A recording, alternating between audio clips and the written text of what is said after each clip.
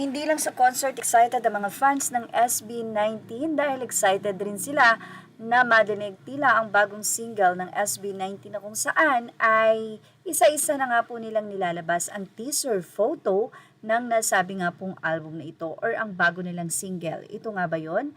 Mukhang may title itong Visa. At syempre, kapag SB19 yan, sigurado na ito ay ginawa ng napaka tagal at pinag-isipan ng sobra-sobra. Kaya naman tuwing magre-release sila ay napakaganda. But anyway, congratulations to SB19 dahil nagpunta sila ng Singapore upang humakot ng award doon. Siyempre nakakatuwa dahil ang ninang Sony ay present din at always present sa tuwing magkakaroon ng pagkilala ang mga bano. Nariyan ang Sony Philippines para sila ay suportahan. At sa iba nga ng mga fans, hindi pa nga raw nagsisimula ang nasabing awards night ay may awards na or award ng SB19. Sa nila, yung hindi pa nagsisimula yung award show, may award na sila, ha ha ha. Stel, Mama, binigyan mo nga kami ng Toblerone, pinahirapan mo muna kami. Anong awards po yan, mga Caps? Tanong naman ng isa. Well, ayon sa isa, same thoughts, hahaha, Exodia.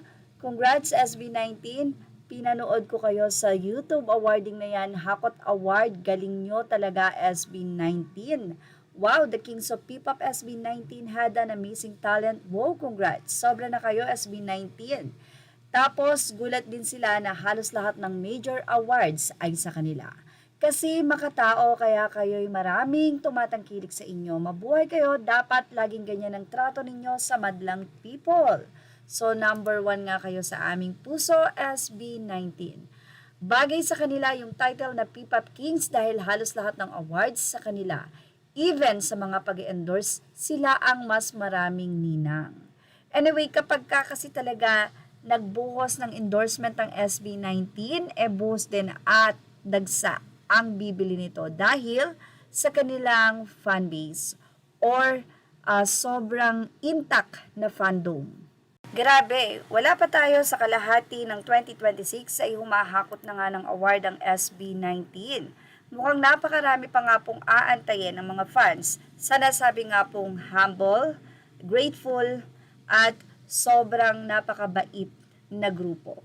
Well, ano po masasay niyo about dito? Ilagay na ang inyong opinion sa ating comment section dahil yan po ay mahalaga sa atin. Images or all credit to the rightful owners. Thank you for watching Showbiz Now.